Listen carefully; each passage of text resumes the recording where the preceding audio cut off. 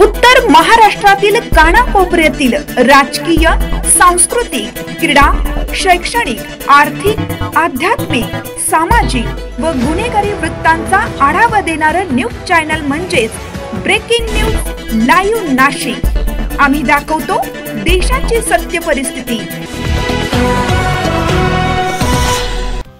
सागर अण्णा मोहिते यांची राष्ट्रवादी काँग्रेसच्या शरदचंद्र पवार नाशिक जिल्हा सामाजिक न्याय विभाग जिल्हाध्यक्षपदी नियुक्ती।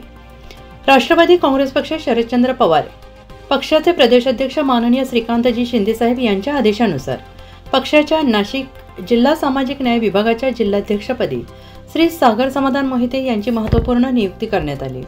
नाशिक जिल्ह्यामध्ये सामाजिक न्याय विभागाचे कार्य अधिक बळकट करण्यासाठी आणि समाजातील सर्व सामान्य वंचित घटकांना न्याय मिळवून देण्यासाठी सागर अण्णा मोहिते यांना ही महत्त्वाची जबाबदारी देण्यात आलेली आहे। पक्षाच्या वरिष्ठ नेत्यांनी त्यांना नियुक्तीचे पत्र प्रदान करून पुढील वाटचाली शुभेच्छा दिल्या।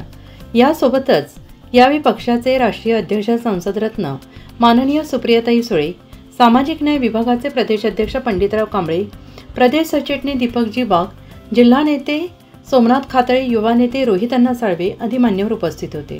सागर मोहिते यांच्या या नियुक्तीबद्दल नाशिक प्रभारी सुनील भुसारा, जिल्हाध्यक्ष दत्तात्रय पाटील, शहराध्यक्ष गजानन शेलार आदींनी अभिनंदन केले आहे।